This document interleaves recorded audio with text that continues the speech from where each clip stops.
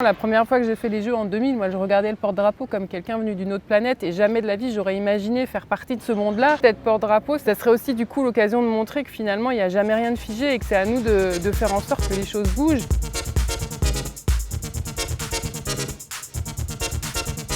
Bonjour, je m'appelle Mélina Robert-Michon, je suis vice-championne olympique du lancer du disque.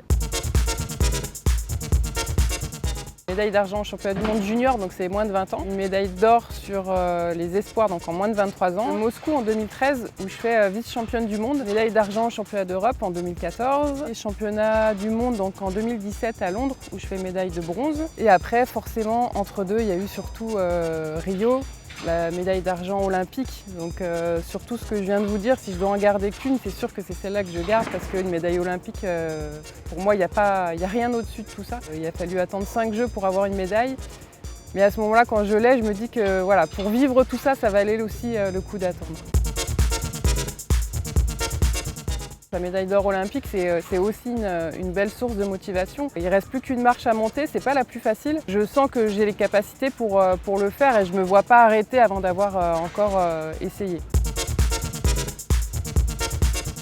C'est aussi une motivation en plus de montrer que l'âge, à un moment donné, c'est un petit peu ce qu'on en fait. C'est même pas 35 ans, hein. Dans le sport, c'est déjà 30 ans. On est déjà vieux et je trouve qu'à force d'entendre ça, ça rentre un petit peu dans notre inconscient. Il faut lutter contre ça, il faut montrer qu'à un moment donné, on est loin d'être fini, il y a plein de choses à faire encore et c'est valable dans le sport mais aussi dans la vie en général. On n'a pas de date de péremption. Tant que l'envie est là, je pense que c'est ça le plus important.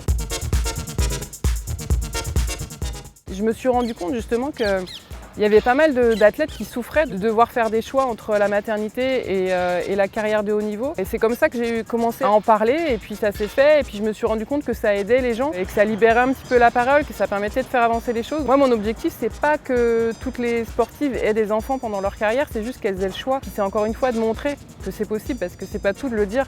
Mais je pense que le mieux, c'est de montrer que voilà, on peut avoir un enfant et revenir à son niveau, voire encore continuer à progresser. Et ça, je pense que c'est le meilleur moyen de décider des entraîneurs ou des fédérations, de leur montrer que c'est possible. Et j'espère que tout mon parcours aura servi pour d'autres qui arrivent derrière, parce que c'est ça, le sport, c'est du partage, c'est des échanges. Et j'espère que ça aura permis d'avancer un petit peu les choses et que justement, sur l'âge, sur la maternité, c'est des choses bientôt où on se posera plus ou moins la question. Être porte-drapeau, ça serait plein de choses, forcément un aboutissement personnel parce que moi j'ai dit les Jeux c'est au-dessus de tout le reste. Avoir des médailles, faire les Jeux, on peut le faire plusieurs fois. Porte-drapeau, c'est 1, alors maintenant ça va être 2 tous les 4 ans.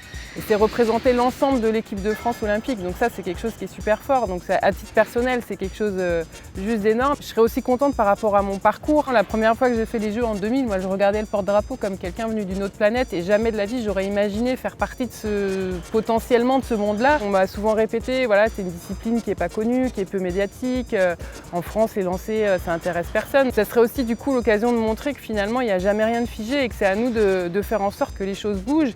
Et puis forcément, ça serait une grande fierté pour mes filles de leur montrer aussi que justement, elles ont participé à ça. Parce que c'est aussi mon parcours de maman qui fait que mon parcours il est différent des autres, mais c'est aussi ce qui a fait ma force à un moment donné. Ce serait l'occasion de leur montrer que voilà, être une femme, il y a parfois des complications, mais quand on est motivé, quand on a la passion, et tout est possible, j'ai envie de dire. On a souvent, quand on est une femme, tendance à se mettre un petit peu nos propres barrières, en plus de toutes celles qui nous sont mises. Il faut vivre son truc, il faut le faire à fond. Ça marche ou ça marche pas, mais jamais avoir de regrets. Quelqu'un qui lâche rien, qui met tout en place pour y arriver. Et je pense surtout qu'il fait ça avec le cœur et avec passion parce que finalement c'est ça le plus important.